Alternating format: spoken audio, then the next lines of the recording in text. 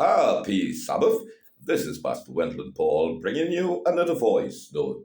We affirm faith and we celebrate critical Christian thinking. This morning's topic, the existential struggle between truth and folly. The existential struggle between truth and folly. The setting, a tropical rainforest in the Caribbean. The sun filters through the lush green canopy, casting dappled shadows on the forest floor. Contemporary guy and Bible guy sit on a weathered wooden bench. They are surrounded by the chirping birds and rustling leaves. As they engage in conversation, a boa constrictor slitters across the path, making its way towards the thick undergrowth. Contemporary guy breaks the silence, gesturing towards the snake. Look at that. It's pretty fascinating how nature works, isn't it? I mean, a boa constrictor just going about its day. It's all instinct, it's survival. Bible guy is smiling. Definitely. Nature has its own wisdom, much like we find in the book of Proverbs. That reminds me of Proverbs 17:12, and I quote, better to meet a bear robbed of her cubs than a fool bent on folly. Unquote. Contemporary guy. I remember that one. It suggests that facing a wild animal might be preferable to dealing with a foolish person, right? But why is folly so much harder to deal with than, say, a primal threat? Bible guy. Folly stems from a distorted view of reality. The bear is instinctual. You can predict its behavior, but a fool? The actions are often unpredictable and can lead to chaos. It highlights the dangers of folly, which is just as relevant today. Contemporary guy. So it's about self awareness and understanding the impact of our actions, right? I guess in today's world, with all the misinformation and noise, many people don't reflect on their choices. It feels like truth doesn't even need to matter anymore. The boa constrictor pauses, flicking its tongue in and out as it senses the air and then continues on its path. Bible guy. That's the lie that a fool wants you to believe. A bear has rules because it's bound by instinct. A wise person has rules because they are bound by truth. The fool is free from truth. And that is the thing that is most alarming. What a thing. Well, contemporary guy. So truth is the rule of engagement, Bible guy. Yes, exactly.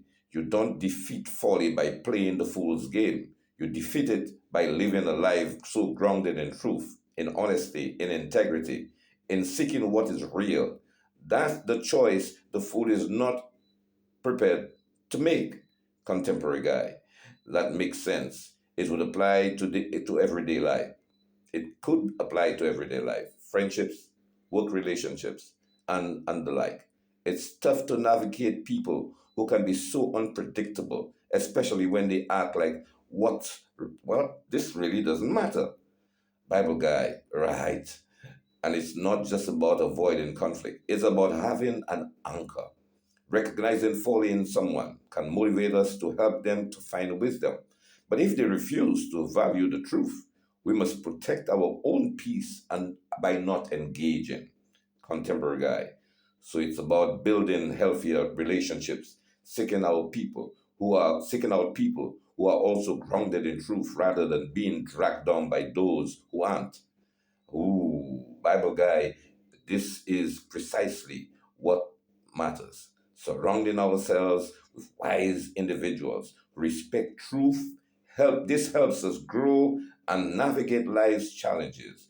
It is a part of living to be rooted in faith and understanding. The snake disappears into the undergrowth, leaving behind a sense of mystery in the air. Contemporary guy. So at the end of the day, it's about reflection and a firm footing in truth. It is interesting how these ancient texts still resonate today. Bible guy, absolutely. They encourage us to think deeply about our choices and the reality we choose to live in. Wisdom is timeless, and the lessons we learn can guide us through life's complexities. Contemporary guy, I appreciate that perspective. Man, this is really, really true. it is a reminder to stay grounded and be mindful of the company we keep. Bible guy, exactly. And always seek truth, whether it's in nature, whether it's in scripture, or in our interactions with one another. They both sit around contemplating the silence for a moment, absorbing the serenity of the forest around them. Then contemporary guy breaks the silence again. Thanks for this conversation. It's given me a lot to think about. Bible guy, anytime. Let's keep exploring the ideas together. The two friends share a smile, and the sounds of the forest continue enveloping them as they continue their discussion, the wisdom of the ages echoing in their thoughts. Let's look at some of the questions we need to consider out of this dialogue. Number one, how do you identify a fool in your own life? The dialogue identifies characters of folly, but what specific personal signs do each of you look for in others' behavior or in the public discourse? Number two, have you ever been a fool? The dialogue focuses on others, but what a time it is for each of us to take stock to see where foolishness and folly has prevailed in our life and folly prevailed in our lives. Ooh. Number three, it is always better to avoid. Is it always better to avoid the fool? What about times when you can't, like with a family member or boss? How does the rule of truth apply then? And then finally, what is the difference between a fool and a person who is simply ignorant and misinformed? How should you interact differently with each, and how can you tell them apart? This is Pastor Wendell Paul, having gone through the questions for reflection, ending off and signing off from Sabbath Voice Notes. I thank you.